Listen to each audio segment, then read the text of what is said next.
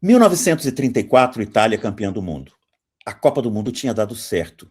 Era a segunda edição e um regime autoritário, o fascismo, se aproveitou dessa competição como forma de propaganda.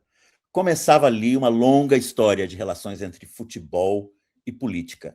É uma Copa com um time novo, do método de Pozzo, a Itália, o Wunderteam da Áustria, um time do Brasil meio capenga, um time da Argentina meio capenga, Uruguai ausente, a Espanha com um time muito forte. Esta é uma das Copas mais polêmicas de todos os tempos, possivelmente a Copa mais roubada de todos os tempos. Vamos conhecer um pouquinho dessa história, a Copa de 1934. Vem com a gente.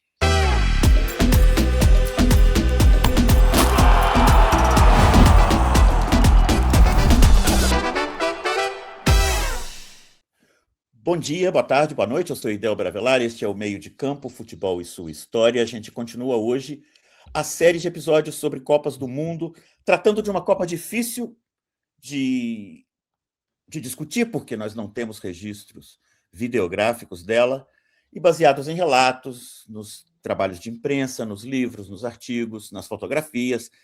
A gente preparou para vocês um episódio sobre 1934, que tem essa característica de ser a Copa que consolida o modelo de Copa do Mundo quadrienal organizado pela FIFA.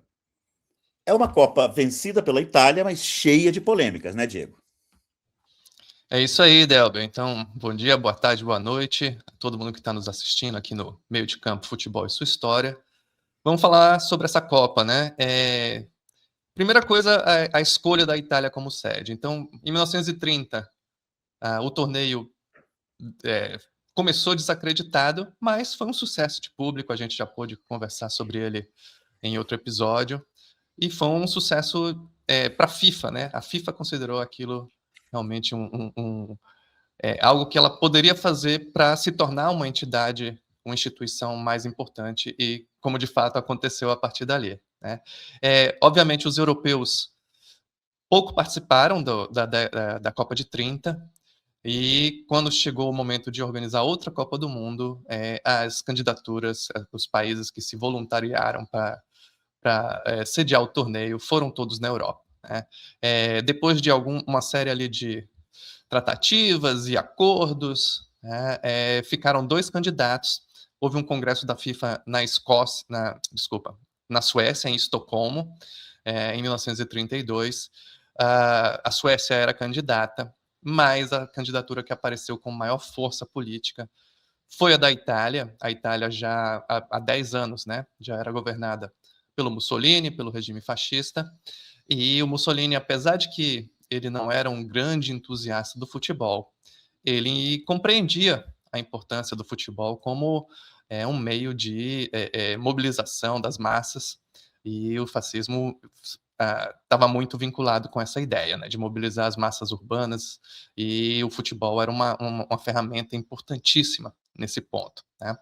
Tanto que o Mussolini e o Partido Nacional Fascista trabalha para organizar o campeonato italiano, a Série A, que vai ter a sua primeira edição em 1929-30, dentre outros pontos, né?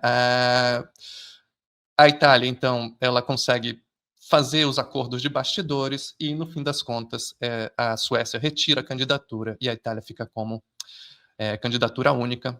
Em 1932 é escolhida, e a Copa, então, aconteceria 2 anos depois. Nessa Copa vai ser um pouco o reverso do que a gente viu em 1930, porque naquele momento ali só 4 europeus participaram, e dessa vez foi o contrário. Só 4 países fora da Europa estiveram presentes, e os outros 12 participantes foram todos europeus. Então, só para mencionar rapidamente os países participantes, na América do Sul estavam Brasil e Argentina. O Uruguai, ele boicota a Copa, né, como retaliação pelo fato de que os europeus não estiveram na Copa em que ele organizou, né? Brasil e Argentina, essa é uma Copa em que pela primeira vez aconteceram eliminatórias, porque 32 países se inscreveram. Brasil e Argentina deveriam jogar, respectivamente, contra Peru e Chile, mas esses dois países acabaram desistindo na última hora, então tanto o Brasil quanto a Argentina foram para a Copa sem disputar qualquer jogo, né, qualquer tipo de eliminatória, o que acaba sendo ruim para as duas equipes. A Argentina, inclusive, quase desistiu, mas houve pressão do embaixador italiano em Buenos Aires para que a Argentina participasse, né, porque a Itália entendia que precisava contar com as melhores seleções, né, para legitimar o torneio, mas no fim das contas a Argentina não vai levar os seus melhores jogadores, daqui a pouco a gente fala mais sobre isso. Também Estados Unidos, que tinha sido o terceiro lugar na Copa anterior, está presente. É até curioso porque acontece um jogo eliminatório entre Estados Unidos e México, e os Estados Unidos vence esse jogo, se classifica para a Copa, mas o jogo acontece em Roma, 3 dias antes do início da competição. Então, o México ele cruza o Oceano Atlântico em vão, né? sem conseguir participar da Copa no fim. E o outro não europeu participante era a seleção do Egito, né, que era, como a gente já mencionou no outro episódio, esteve a ponto de participar de 30, perdeu o navio, né, a conexão em Marseille, não conseguiu cruzar o Atlântico, mas agora em 34 cruzou o Mediterrâneo e esteve presente. Os 12 países europeus, então, era a Itália como país sede, mas curiosamente foi a única Copa em que o país sede também teve que disputar a eliminatória. A Itália eliminou a Grécia nas eliminatórias.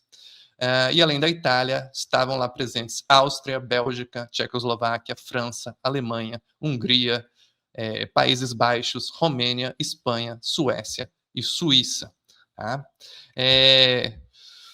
Bom, eu quero começar, Idelber, antes de passar a palavra para a gente falar mais sobre a Itália e sobre a Áustria, que talvez sejam os dois países mais fortes, eu vou falar um pouquinho sobre como é que foi a participação da seleção brasileira nesse torneio. Existe uma simplificação, vamos dizer assim, que justificaria o fato da seleção ter enviado o fato do Brasil, né, ter enviado uma seleção mais fraca do que poderia nesse momento. O Brasil ele acaba disputando uma única partida, né? E vale mencionar que o sistema de disputa desse torneio, assim como o de 38, foi apenas mata-mata. Então, 16 times eles jogam oitavas de final, depois quartas, semifinais e finais. Não tem a fase de grupo, né? Então, o Brasil joga apenas uma partida, perde da Espanha por 3-1. E, na época, os jornais, ao repercutir, né, essa derrota, colocaram a culpa ali nas disputas entre amadores e profissionais, e isso acabou ficando depois cristalizado como uma principal explicação. Isso é correto, mas esconde, né, é uma meia-verdade porque esconde outros fatores. Né? Então, eu vou trazer aqui algumas curiosidades sobre essa preparação da seleção brasileira. De fato, havia ali o Brasil, tanto o Brasil quanto a Argentina e o Uruguai, os países aqui da América do Sul, estavam passando desde o início da década pelo processo de profissionalização do futebol. Né? Então, houve idas e vindas, né? E aqui no Brasil, tanto no Rio quanto em São Paulo, as principais estados, né? Houve cisões nas ligas, 2 ligas organizando 2 campeonatos cariocas, 2 campeonatos paulistas, mas isso não era uma disputa apenas ideológica, vamos dizer assim, entre defensores do amadorismo e defensores do profissionalismo. Essa controvérsia, amadores e profissionais, era a superfície do problema, mas por trás disso tinha uma disputa política em torno de quem ia comandar, né, o futebol brasileiro e a Confederação Brasileira de Desportos. Então, temos aqui algumas figuras que vale a pena mencionar. Em primeiro lugar, o Arnaldo Guinle, que era um dirigente da velha guarda, tinha sido presidente do Fluminense muito tempo, patrono do Fluminense Futebol Clube, um dos responsáveis pela construção do Estado das Laranjeiras. tinha sido fundador da Confederação Brasileira de Desportos na década de 10, tinha sido fundador da Associação Metropolitana de Esportes Atléticos na década de 20, que era a associação que organizava o Campeonato Carioca, né? E tinha sido um grande defensor do amadorismo em todo esse período.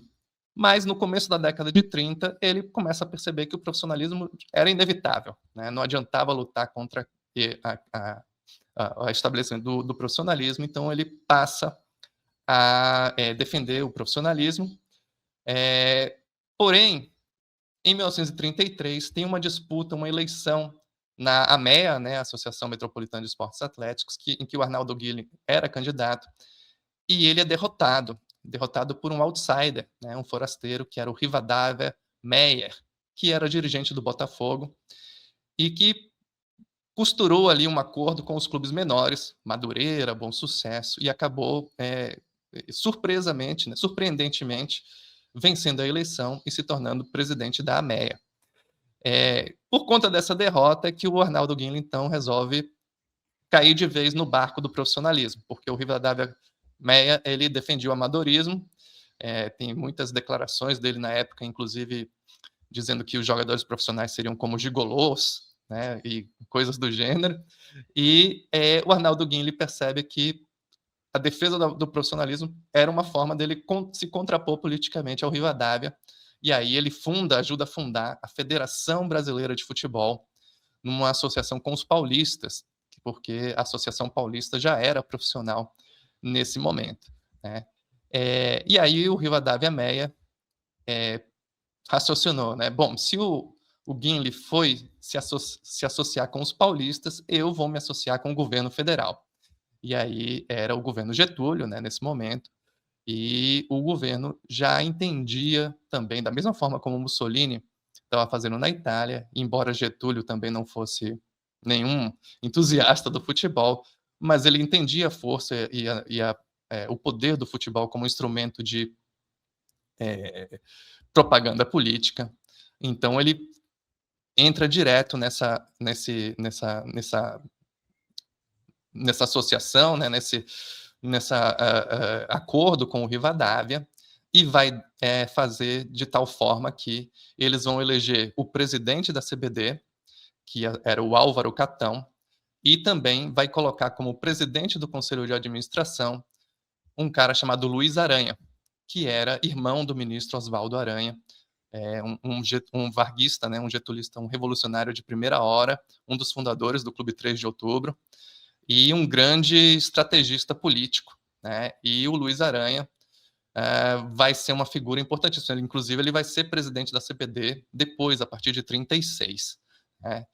Além desses caras, ainda vinham o Lourival Fontes, que ficou como presidente, chefe da delegação, que viaja para a Itália, e que depois seria o primeiro diretor do DIP, do Departamento de Imprensa e Propaganda, com a criação do DIP em 39. Então, era a elite da inteligência do governo Vargas, que estava ali colocando as mãos no futebol, né? E essa disputa de fundo entre a velha guarda dos dirigentes do futebol carioca e paulista desde a década de 10, e esses novos nomes, esses outsiders que estavam chegando ali, o Rivadavia Meia, Luiz Aranha, Lourival Fontes, Carlito Rocha, dentre outros, né? Tem essa disputa de fundo. E uma das coisas que a gente pode usar para comprovar essa tese, né, de que não era meramente amadorismo contra profissionalismo, foi o fato de que, quando a CBD está montando a seleção para viajar para a Itália, no começo do ano, né, de 1934, ela percebe que, se ela fosse levar só jogadores amadores, não ia ter condições. O time ia ser muito fraco. Todos os grandes clubes cariocas e paulistas já estavam profissionais, né, profissionalizados. A única exceção era o Botafogo, que era o time dirigido pelo Rivadavia Meia, né? E por isso que a base da seleção, em grande parte, dos 22 convocados e que viajaram para a Itália, 10 eram do Botafogo. Mas desses 10, apenas 3 eram titulares, né? Porque, então, o Carlito Rocha, que era um desses membros varguistas da comissão, ele percebeu que ele tinha que fortalecer aquela equipe, né? E aí, paradoxalmente, né, o que ele vai fazer? Ele vai contratar jogadores, pagar uma grana preta, Para os né, amadores. para os amadores, exatamente. Só para, em termos de dinheiro da época, né, cada jogador que foi aliciado recebeu 30 contos de réis, de luvas, e depois mais R$ 1.000 por cada mês que eles ficaram junto com a delegação. E eles ficaram com a delegação dessa seleção até o final do ano, fazendo excursões e jogos, né, mesmo depois da Copa. Então, só para citar alguns exemplos, eles tiraram 2 jogadores do Vasco da Gama, Leônidas da Silva, era do jogador do Vasco nesse momento, e o Tinoco, que era da meio-campista. Tiraram 4 jogadores do São Paulo Futebol Clube, era o Luizinho, o Armandinho, o Valdemar de Brito, esses 3 eram atacantes. O Valdemar de Brito, famoso, né? Um grande craque, um jogador que nessa época era do São Paulo, e um jogador negro, famoso, né? Da família Brito, o irmão dele também, um grande craque, o Petronilho, mas que ele acaba ficando famoso depois, já aposentado, como olheiro, né? O cara que descobriu um garoto de 13, 14 anos chamado Edson Arantes do Nascimento, né? Então, o Valdemar entrou para a história como o cara que descobriu o Pelé, mas também foi um grande jogador, né? E o Silvio Hoffmann, que era o defesa, o zagueiro.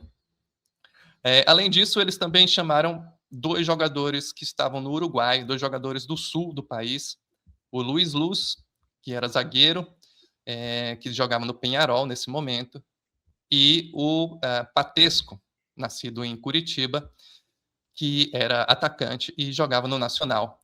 Que isso era uma coisa, foi muito comum nesses primeiros anos da década de 30, jogadores brasileiros que foram jogar no Uruguai e na Argentina, porque naqueles 2 países o profissionalismo já estava instalado, e aqui no Brasil ainda não, né? Então, só para terminar, né, vou falar rapidamente aqui, escalar a seleção brasileira, que jogou uma única partida, perdeu por 3-1 para a Espanha. A seleção jogava, então, com o goleiro Pedrosa, que era do Botafogo. Os 2 zagueiros eram o Silvio Hoffmann, do São Paulo, que eu já mencionei, e o Luiz Luz, do Peñarol. Na linha média, estava o Tinoco, do Vasco, o Martim Silveira, que era o capitão, que era jogador do Botafogo, e o Canali, também do Botafogo.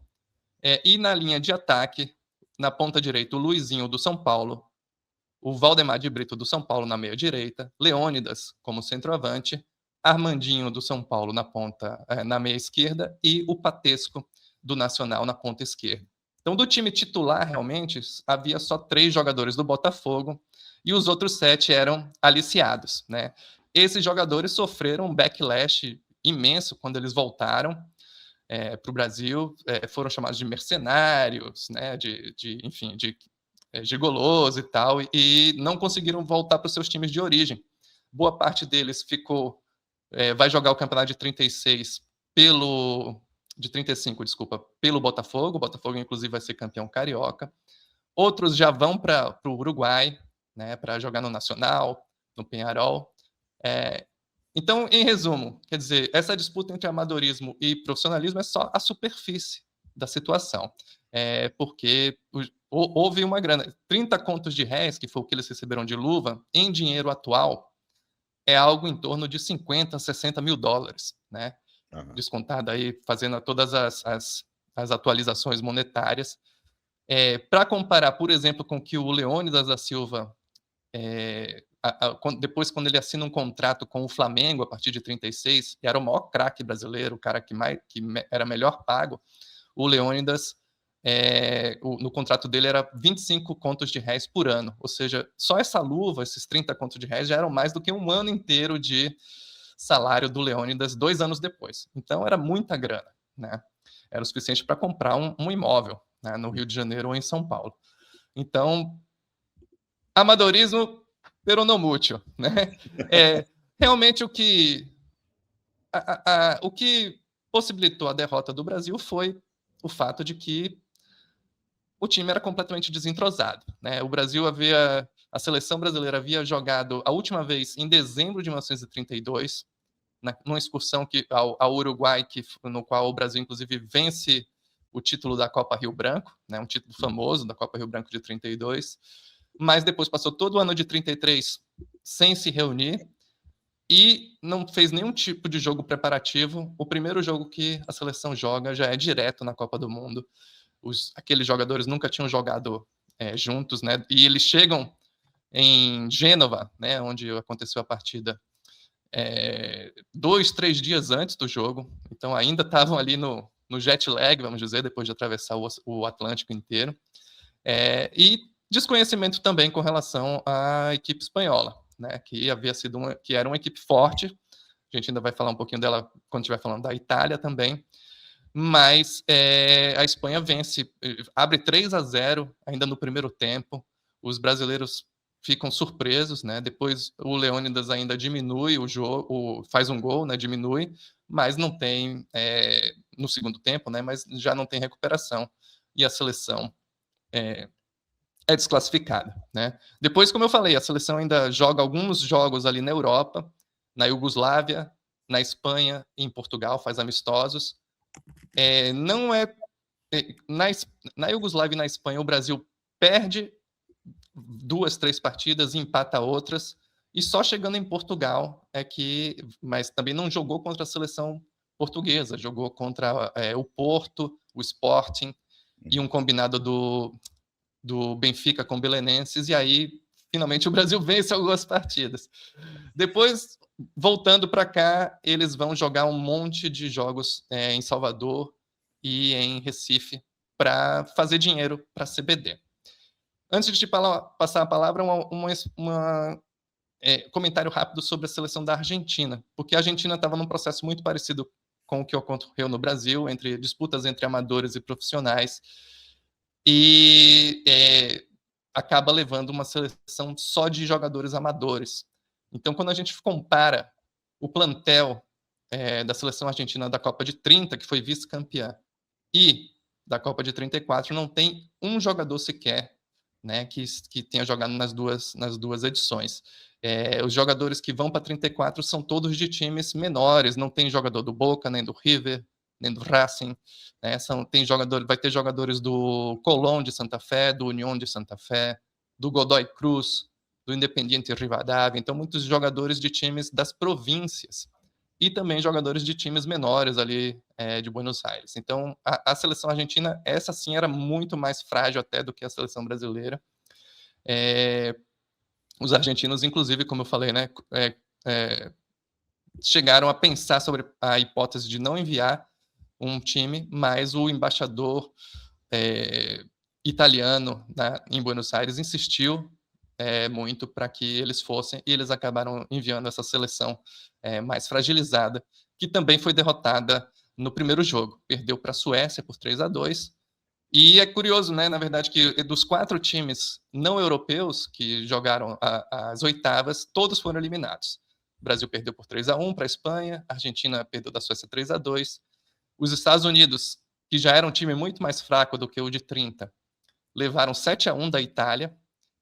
E o Egito perde deixa eu ver, acho que foi da Suíça, se não me engano, de 4-2. O caso do Egito, da Hungria, né, de 4-2. Então, o Egito até que não foi, dentre todos, me pareceu o menos frágil, né, curiosamente. Então, a partir das quartas de final, a gente já vai ver times só europeus jogando, né, a partir dali. E acho que, agora já vou te passar a palavra, acho que dentre esses times, a Espanha era um time forte, mas os 2 destaques realmente eram Itália e Áustria, né? Então, conta um pouco para a gente essa história, essa disputa entre esses 2 países, que não se restringiu à Copa do Mundo, né? Ela já vinha de alguns anos anteriormente. Sim, tem uma história bonita aí nessa configuração desses 2 times. Então, só para dar o contexto geral da Copa mesmo, para quem não conhece a progressão das equipes, a final foi jogada entre Itália e Tchecoslováquia. A Itália venceu por 2-1. As semifinais, a Itália venceu a Áustria por 1-0 e a Tchecoslováquia venceu a Alemanha por 3-1.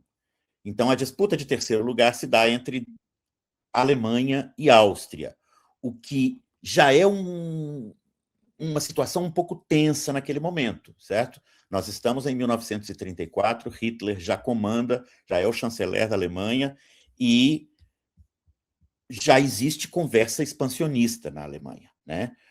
Sendo que a Áustria era um time muito superior à Alemanha. Tradicionalmente, ao longo dos anos 20, no começo dos anos 30, a Áustria é muito superior à Alemanha. Mas a Alemanha ganha esse jogo da disputa do terceiro lugar, vence por 3-2. Então, para dar o básico aqui para quem não é cracudo de futebol como a gente, né? Copa de 34, campeã Itália, vice-campeã Tchecoslováquia, terceira colocada Alemanha, quarta colocada a Áustria. Nas quartas de final, a Itália vence a Espanha em um jogo que tem que ser jogado 2 vezes, porque na época não existia prorrogação. Eles empataram 1-1 no primeiro jogo e a Itália não venceu de 1-0 o segundo. Não existia pênaltis, né? No primeiro jogo, inclusive, houve uma prorrogação, mas o jogo ficou empatado mesmo. E aí, então, teve Perdão, o replay. Teve o e replay aí, depois. Esse jogo, é só um comentário rápido, ficou conhecido como a Batalha de Florença, porque foi um quebra-quebra, né? sim, vamos falar dele E, né? logo. A Beleza. outra, a outra quarta de final é entre Áustria e Hungria, que é também um jogo bastante simbólico, porque ele acontece no contexto em que já existe uma competição em que essas equipes participam, que é a Copa Internacional Centro-Europeia. Vou falar um pouquinho dessa competição aqui. E a Áustria vence a Hungria por 2-1. A Tchecoslováquia derrota a Suíça por 3-2 e a Alemanha derrota a Suécia por 2-1. Ou seja, como você destacou antes, as quartas de final são jogadas apenas por times europeus, né? A última vez que isso acontece, eu acho que sim, né? Eu creio que sim. Eu creio que sim. Semifinal sem sul-americano teve por aí algumas, né? 2018, por exemplo, né? Mas quartas de final sem sul-americano eu acho que não voltou a ter.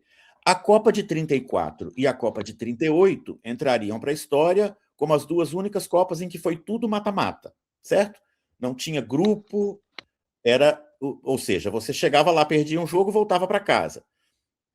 O que é uma forma, digamos, meio cruel de se organizar uma competição mundial e, claramente, depois a FIFA e os comitês organizadores e os países sede percebem que não é boa ideia. Então, como você destacou, o Brasil entra, perde de 3-1 para a Espanha e volta para casa. É um jogo só. Depois tem essa excursão pela Europa que você destacou. Eu só queria acrescentar o que você disse, muito bem aí nesse quadro que você nos ofereceu, que essa é a excursão em que o Brasil leva uma surra muito famosa da Iugoslávia, de 8-4. Isso. E esse time, nesse time estão Valdemar de Brito, Leônidas da Silva, Carvalho Leite. Não é, enfim, não é a seleção brasileira mais forte que se pode armar naquele momento, né? Mas não é um time, não é o time da Argentina, como você destacou muito bem. Não é É como o o time time que da estava na Argentina. Copa. Era o time que estava na Copa, né? É. Pois bem, ele viaja ali pela Europa depois da Copa e, enfim, os resultados são duros. Assim, apanha da Iugoslávia de 8-4, empata com um time croata, iugoslavo daquele momento, o Gradanski, por 0-0, perde da Catalunha de 2-1, depois no outro jogo consegue empatar com a Catalunha de 2-2, empata com o Barcelona de 4-4 e, como você destacou, só consegue vencer jogos quando viaja para Portugal. Pois bem, vamos falar desses dois times, então, que são os pontos fulcrais dessa Copa, eu acho, né? A Itália e a Áustria. A percepção que se tem, através dos testemunhos, dos relatos, dos livros, dos artigos, das fotografias, é que as arbitragens foram muito tendenciosas. essa, muito provavelmente, é a Copa mais roubada de todos os tempos. Nós falamos aqui da Copa de 78, em que existe uma percepção meio nublada de que foi roubada. Claro que a Copa de 78 tem aquela polêmica do jogo com o Peru, se foi comprado, não foi comprado, mas, como a gente demonstrou aqui, na Copa de 78 não há um histórico de roubos de arbitragem, né? Inclusive, o que há são fabricações posteriores de roubos que não aconteceram, né? No caso da Copa de 34, não. Os relatos convergem na representação de arbitragens bem tendenciosas. E aqui tem um senhor que a gente teria que destacar, sem querer, enfim, sujar o nome do sujeito, é o Ivan Eklund, árbitro sueco.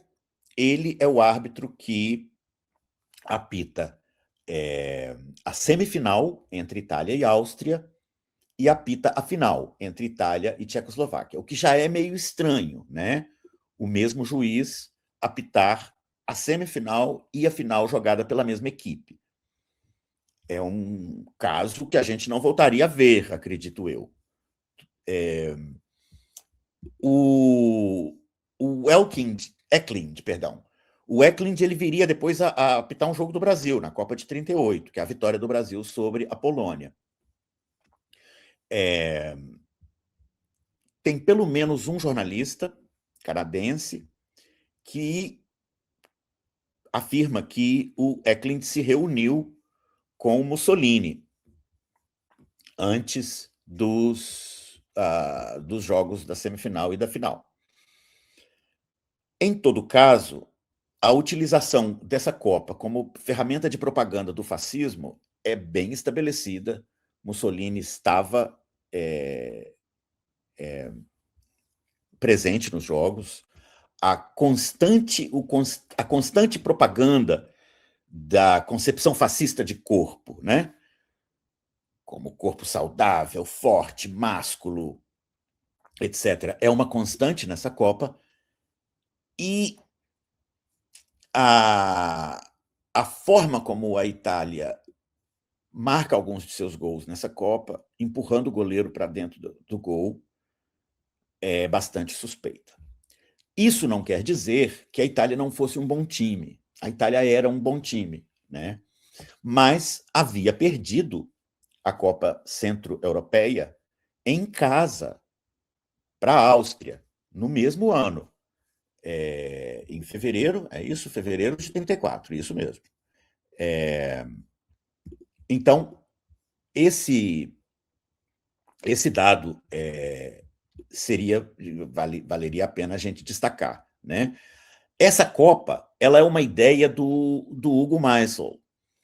Hugo Meisel, a gente já falou um pouquinho dele aqui no episódio sobre o falso 9, né? E que a gente destacou o Zindelar, o primeiro grande falso 9, centroavante do time austríaco dessa época. Esse time ficaria conhecido como Wunderteam, time maravilha, né? E ele nasce no bojo desse trabalho, digamos, pedagógico quase, do Hugo Meisel à frente da seleção austríaca. Ele vai virando técnico da seleção austríaca aos poucos, assim. Ele está junto com Heinz Schetschuri a partir de 1913. Ele assume o controle completo do time em 1919 e faz uma revolução no futebol austríaco ao longo dos anos 20. A competição que a gente está mencionando aqui, ela é inaugurada em 1927. E ali participavam tanto seleções de países que já eram profissionais, como seleções de países em que o futebol ainda era amador. Ele não tinha a restrição que tinham os Jogos Olímpicos, por exemplo, né? Em que, digamos, a Hungria não podia participar, porque o futebol já era profissional. Ali jogavam Itália, Áustria, Tchecoslováquia, Hungria, Suíça, Polônia e Romênia. Exato. No começo, na primeira edição da competição, os jogos se estendem de 1927 até 1930. E a campeã é a Itália. A Áustria fica em segundo lugar. Depois, na competição seguinte, que se estende de 1931 a 32, a Áustria é a campeã, a Itália é vice-campeã. E depois, a competição seguinte, que se estende de 33 até 35, a Itália é a campeã e a Áustria é vice-campeã. Então, assim, nós temos uma situação em que claramente são os dois melhores times da Europa. Né? E havia também, né, Idelber, também uma criação do Hugo Maso, um equivalente dessa Copa, que era uma Copa de clubes, que era Isso, chamada Mitropa Cup, né? Isso, a Mitropa. Onde também os times italianos e austríacos dominavam. O Bolonha tinha sido campeão em 32 e 34, e o Áustria Viena, que era o time do Sindelar, foi campeão em 33. Então, mais uma comprovação também do domínio, né, desses dois países perante os outros da Europa Central ali, que era onde se jogava o melhor futebol da Europa nesse momento, né? Tirando, Exato. claro, a Inglaterra, as Ilhas Britânicas. Exato. E aí, nessa vitória sobre a Itália, na final da Copa Centro-Europeia, por 4-2, em 1932, eu acho que eu disse 34 antes, foi em 32, né? Isso, A exatamente. final em que eles batem a Itália em Turim, por 4-2. Nesse jogo, a Áustria abre 3-0 no primeiro tempo, né? A Áustria é um time que parece superior. Assim, a relação tática com a mudança da regra do impedimento é diferente nos dois casos. A Itália, ela desenvolve um esquema que ficaria conhecido como WW, né? Em vez de um 3-2-2-3, como seria o WM elaborado na Inglaterra pelo Herbert Chapman, né? A Áustria jogaria em uma espécie de 2-3-2-3, certo? Então ela recua os internos. A Né? Itália, né? A Itália, perdão, eu disse Áustria, não, a Itália. A Isso. Itália joga nesse sistema que a gente chamaria de método, né? Que é uma espécie de WW. Pensa no WM, só que em vez da linha defensiva formar um M, a linha defensiva vai formar um W, né? Pois bem, a Itália é favorecida também.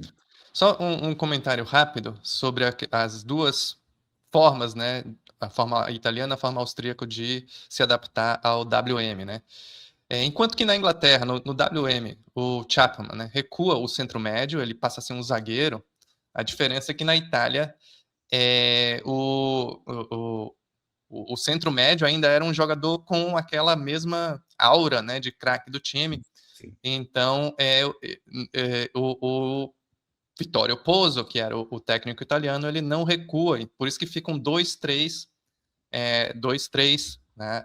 Ele recua os interiores, os atacantes interiores, mas não recua o centro médio. E na Áustria, era um 3-2-3-2, porque eles recuam o zagueiro, o centro médio para virar zagueiro, mas com os atacantes tinha o recuo do centroavante, que era o Zindelar. Né? Já falamos bastante sobre essa situação em que o Zindelar jogava como falso 9. Né? Então são três maneiras de se adaptar à pirâmide. Né? No caso da escola danubiana, eu acho que até mais importante do que o desenho tático, a numeração de como se entra em campo, tem o princípio da flexibilidade, da mobilidade dos jogadores, né, que é a chave. Sim. Ali, a chave é isso. Assim, vocês podem trocar de posição. Vocês podem, por exemplo, combinar de que o nosso centroavante vai voltar e buscar bolas no meio de campo. Isso significa que aquele espaço vazio que ele deixou lá pode ser atacado pelos internos, né? Que é a jogada típica com a qual a Hungria massacraria a Inglaterra em Wembley em 1953. Né? E Deguti, centroavante, volta e os internos, Puskás e Kocsis, atacam aqueles espaços vazios nos quais o time da Inglaterra está confuso, porque o seu zagueiro central não sabe se acompanha o centroavante que recua ou se não acompanha, né? Em todo caso, a Copa de 34 é um enfrentamento entre essas duas grandes escolas do futebol do momento, né? Esse encontro se dá nas semifinais, a Itália vence por 1-0, a Áustria tem um gol anulado, e os relatos são de que também no gol da Itália aconteceu aquele episódio de empurrar o goleiro para dentro do gol, né? Essa é a Copa em que se empurra o goleiro para dentro do gol.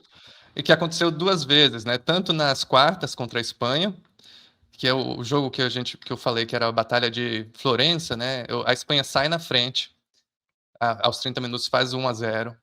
Os italianos conseguem empatar no final do primeiro tempo, empurrando o goleiro Zamora para dentro do gol, né? E depois, no segundo tempo, tem também um gol espanhol que o juiz, no caso belga, Baert, invalida o gol por impedimento, e que os espanhóis depois diriam, mas o nosso jogador pegou a bola no meio de campo, saiu levando a bola sozinho, ele não passou, não recebeu o passe, como é que estava impedido, né? Esse é o famoso gol que o sujeito dribla o time adversário inteiro e faz o gol, e o gol anulado por impedimento, né? É um descalabro. E o script se repetiu na semifinal contra a Áustria. Então, em todo caso, para resumir, te passar a palavra para a gente ir fechando, eu acho que esse é um título muito mais manchado do que o da Argentina, em 78. Ali já existiam ali em 78 mecanismos para impedir que o poder político autoritário das ditaduras se imiscuísse tanto assim no futebol, né? Então, outro dia eu conversava com a turma da Inglaterra sobre a Copa de 78, eles disseram, tudo bem, Delber, você está demonstrando aí que essa história do suborno tem mais rumor do que fatos provados, mas é verdade que o Videla e o Kissinger foram ao vestiário do Peru, né? Eu falei, sim, é verdade que o Videla e o Kissinger foram ao vestiário do Peru, o que pode ser entendido como intimidação. Aí eu disse, pelo menos eles não foram no vestiário do árbitro, né? Como o Mussolini fez em 34. E aí eles não sabiam, né, que o Mussolini tinha se reunido com o árbitro da final e da semifinal. Então, quer dizer, aqui nós estamos falando de um outro nível, né, de interferência da política no futebol. A Copa de 34 funciona como uma grande peça de propaganda para Mussolini, né? É preciso destacar que o Vittorio Pozzo tem uma posição muito delicada naquele momento como técnico da Itália. Ele não é um colaborador do fascismo explícito. Sim, isso é importante. Isso é importante destacar, né? Porque o nome das pessoas vai ficando sujo nesses contextos, né? Então, eu faço muita questão de dar minha minúscula contribuição para limpar o nome do Menotti, grandíssimo técnico de futebol, César Luiz Menotti, que não tinha nada a ver com a ditadura. E o Pozzo também, claro, ele fez deu ali o seu rebolado para continuar vivo, para continuar no cargo, mas não há notícias assim de colaborações explícitas, de repetição de slogan fascista, etc. Pois bem. Então, vamos caminhando para o final, mas deixa eu comentar rapidamente ainda sobre a seleção italiana. Nesse embate, né, entre Itália e Áustria, tinha os dois técnicos como duas figuras que pensavam o futebol e que cada um ofereceu suas soluções para os problemas táticos da época, e são grandes pensadores do futebol, merecem ser destacados. Hugo Meisel do lado da Áustria e o Vittorio Pozzo do lado italiano.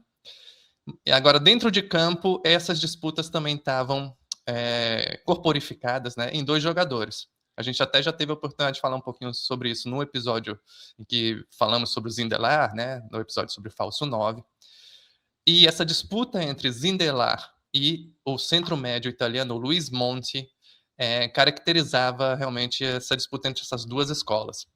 O Luiz Monti, que na verdade é argentino, né? De nascimento, claro, de família italiana. E ele tinha na Argentina o apelido, né? Ele começou jogando no Racing e tinha o apelido de doble ancho, quer dizer, o duplo largo, porque realmente ele era um cara gigante, né? Muito forte. E não tão alto, mas muito forte e que era caracterizado pela fisicalidade, né? Era o jogo dele era um jogo duro, tá? De não deixar realmente o atacante progredir com a bola, que era o oposto do Zinderlar, que era o chamado homem de papel, que era um cara esguio, né, escorregadio, com muito domínio de bola, mas capacidade de passar, né, escapar da marcação. Então eles eram antípodas do futebol. Né? Agora, quero falar um pouquinho sobre o Monti e sobre outros jogadores da seleção italiana que ficaram conhecidos como os Oriundi, que eram jogadores sul-americanos, né, que fizeram parte desse elenco da Itália campeã em 34. O Monti, que também não era necessariamente um fascista, né, tem uma citação, uma frase que ele falou depois, já muito tempo depois, já aposentado, voltou a morar na Argentina, e ele disse assim: eu joguei 2 Copas do Mundo. Aliás, ele é o único jogador que participou de 2 finais jogando por seleções diferentes. Então, ele foi vice-campeão em 1930, jogando pela Argentina, e depois campeão pela Itália em 34. E ele disse assim: eu joguei 2 finais de Copa do Mundo e nas 2 ocasiões eu estava com medo de morrer. Em 30, eu achava que se a gente ganhasse o jogo, eu ia morrer, porque os uruguaios iam partir para cima da gente, né? Inclusive ele tinha sido ameaçado por torcedores uruguaios, ele e a família dele, né? A gente até falou sobre isso, como teve quebra-quebra, né, nessa disputa entre argentinos e uruguaios em 30. E em 34 eu podia morrer se eu perdesse, né? Então em 30 eu morreria se eu ganhasse e em 34 eu morreria se eu perdesse, que de fato havia ali ameaças veladas, né, do governo de Mussolini contra os jogadores. Se eles não saíssem vencedores, a coisa poderia ficar feia para o lado deles, né? Mais rapidamente, então, para mencionar os jogadores que eram oriundos, porque acho que vale a pena também esclarecer que eram 5 jogadores, 4 argentinos e 1 brasileiro, e eles não foram necessariamente naturalizados pela Federação Italiana para jogar a Copa. Eles já estavam morando na Itália há alguns anos, e eles foram chamados para participar do campeonato italiano, naquele processo em que, tanto no Brasil quanto na Argentina, o futebol ainda era amador, já no final da década de 20, né? E na Itália o futebol já tinha se profissionalizado.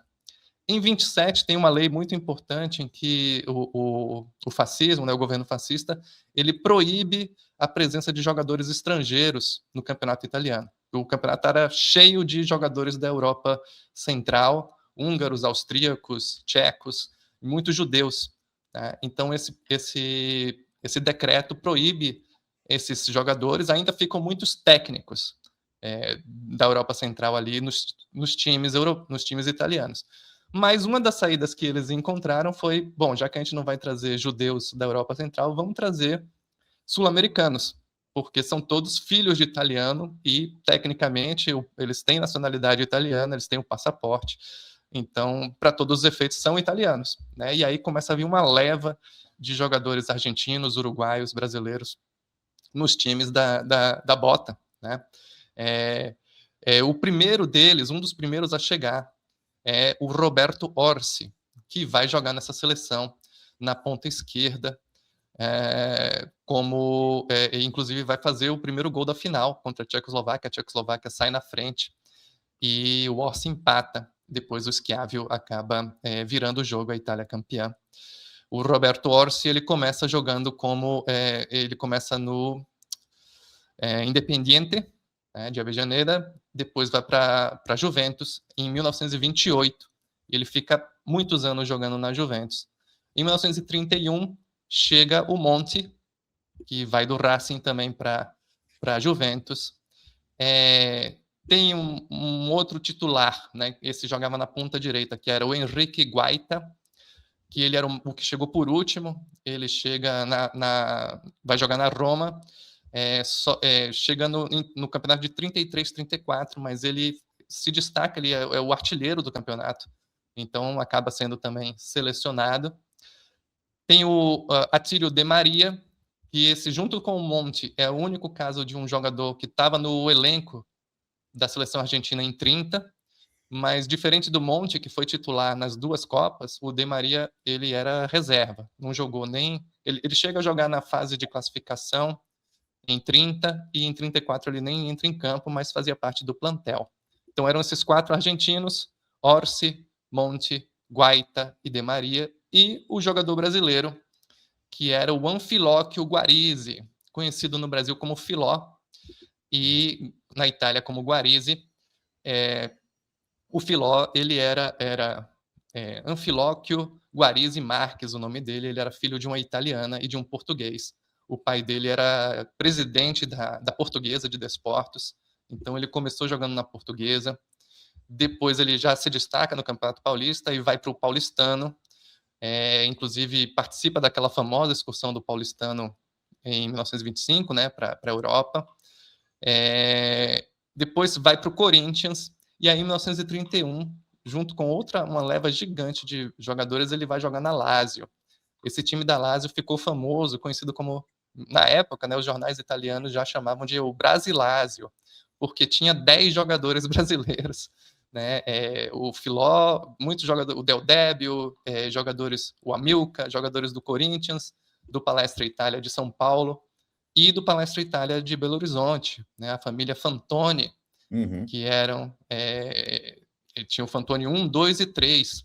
Todos eles vão jogar, não chegam a jogar na seleção, mas formam esse time da Lazio. E tem um fato curioso, né? Com todos esses jogadores, todos eles vão jogar na Itália porque estavam ganhando, recebiam para jogar, para se profissionalizar. Nem no Brasil e nem na Argentina havia o futebol profissional ainda. Depois da Copa, em 36, para ser exato, né, o Mussolini decide fazer uma aventura imperialista colonial na África e tem a famosa guerra contra a Etiópia, né, que a Itália é derrotada. A Etiópia é o único país africano que nunca foi colonizado, né? Mas alguns desses jogadores, o Orsi e o Filó, eles foram convocados para servir o exército italiano. E aí, nessa hora, eles falaram, opa, vamos embora, voltaram para a América do Sul. Então, o Filó volta para jogar no Palestra, e o Orsi vai jogar, eu não sei se ele retorna para o Independiente ou para o Boca Juniors, ele volta também. O Orsi até ele é interessante porque depois de jogar um tempo na Argentina, ele vai jogar no Flamengo, no Rio de Janeiro, campeão carioca em 1939, e aí volta para a Argentina, acaba se aposentando. Então são trajetórias interessantes desses jogadores que eu acho que vale a pena esclarecer que eles não foram naturalizados para jogar a Copa. Eles já estavam na Itália, já eram destaque do campeonato italiano e fizeram parte da seleção porque eram, de fato, alguns dos melhores jogadores que estavam jogando ali na bota naquele momento. Então, são algumas dessas histórias, né, que envolvem essa Copa do Mundo. Vale a pena passar por essa história dos oriundi, porque a Itália foi muito favorecida por essa política, né, que depois seria eliminada no futebol. Antes da gente fechar, eu quero dizer mais uma palavrinha sobre o Wunderteam, porque eu me esqueci de falar de duas coisas que são importantes na trajetória desse time. Ele passa uma longa temporada, são 14 jogos sem perder, e entre 31 e 32. E eles, nesse período, tem algumas vitórias impressionantes, assim, sobre a Alemanha, por 5-0, 6-0. São vitórias muito acachapantes, né? Eles vencem a Suíça por 6-0, eles vencem a Hungria por 8-2, e essa sequência invicta, ela é interrompida apenas com uma visita à Inglaterra, em que eles perdem por 4-3, mas deixam a impressão de que eram superiores. Assim, eles não ganharam por pouco. Os times danubianos tinham uma espécie de resistência a concluir a jogada. Eles passavam a bola, concluíam menos do que deveriam, e o jogo direto inglês acabou sendo suficiente para derrotá-los por 4-3. Mas eles foram melhores em campo. Inclusive, as fontes inglesas dizem isso. Foi a primeira vez que a Inglaterra, dentro de casa, viu que poderia perder. Que poderia perder para rivais continentais. Isso só aconteceria de verdade mesmo em solo inglês 20 anos depois, em 1953, quando a Hungria de Puskás os bate, aí sim, categoricamente, um placar que nem traduziu a superioridade húngara, o placar de 6-3. Eu acho interessante que você menciona a Inglaterra, porque a Inglaterra não participou da Copa, né? Como a gente sabe, os países britânicos ainda eles foram convidados, mas abriram mão, eles se consideravam superiores. E em 34, em novembro de 34, a Itália já era campeã do mundo, e vai acontecer um jogo em Londres, no estádio de Highbury, que era o estádio do Arsenal na época, e esse jogo acaba ficando conhecido como a Batalha de Highbury. A Inglaterra vence por 3-2, a Itália, né? Mas é curioso porque os ingleses descem o cacete nos italianos. Com 2 minutos de jogo, o Ted Drake, que era o centroavante, ele pisa no pé do Monti, que era ali realmente o grande craque italiano, e tira um monte de jogo, né? O Monti ainda fica em campo por mais 15 minutos. Inicialmente ele não percebeu que tinha fraturado ali o dedão e o metatarso no pé. Fica jogando, mas não consegue performar bem. A Inglaterra faz 3 gols antes dos 25 minutos, sabe? 3-0. Aí o Monti realmente percebe que não dá para ele continuar em campo, não existia substituição, né? Então a Itália passa a jogar com um jogador a menos, mas consegue se reorganizar. A Inglaterra já não leva mais perigo, e no segundo tempo, o Giuseppe Meazza, que era outro dos grandes craques da seleção italiana, faz 2 gols, diminui a partida. A Itália acaba sendo derrotada por 3-2, mas esse jogo vira um quebra-pau, porque os italianos, depois que o Monti sai de campo, e com o pé quebrado, eles acharam que tinham livre passagem para também descontar. E aí revidaram e quebraram o braço do Drake, que era o cara que tinha quebrado o pé do Monti.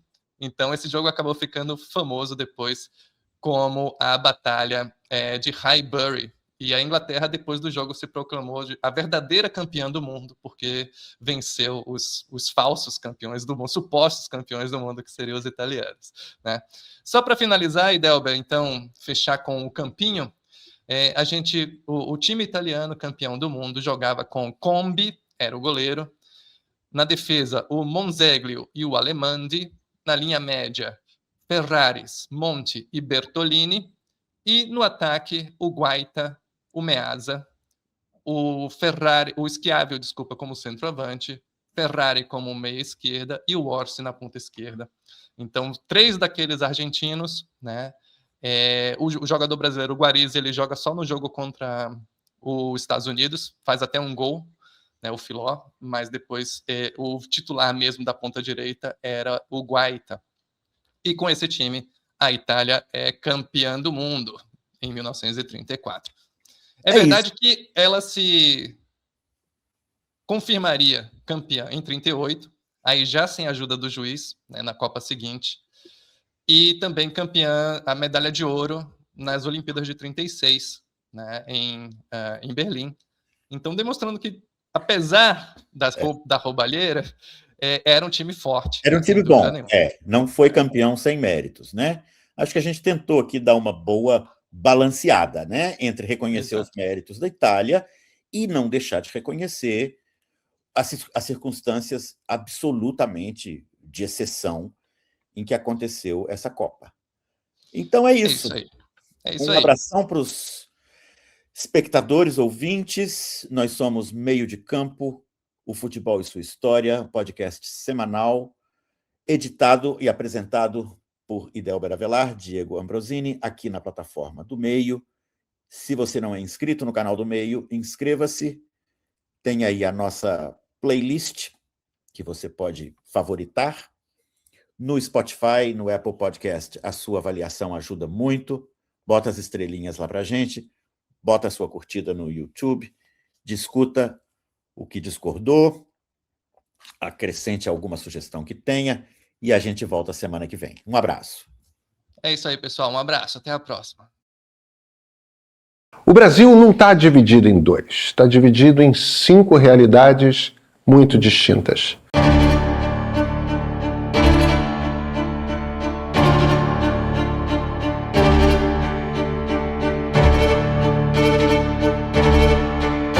O agro, a periferia urbana, o popular estatal, a classe média tradicional, a elite econômica.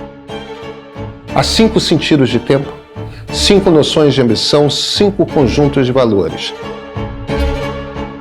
Esses 5 grupos vão às urnas em 2026 e entender o que cada um quer é a diferença entre o ler o resultado e ser surpreendido por ele. É sobre isso esse novo episódio do Ponto de Partida da série. Então vem comigo, vamos descobrir o nosso país.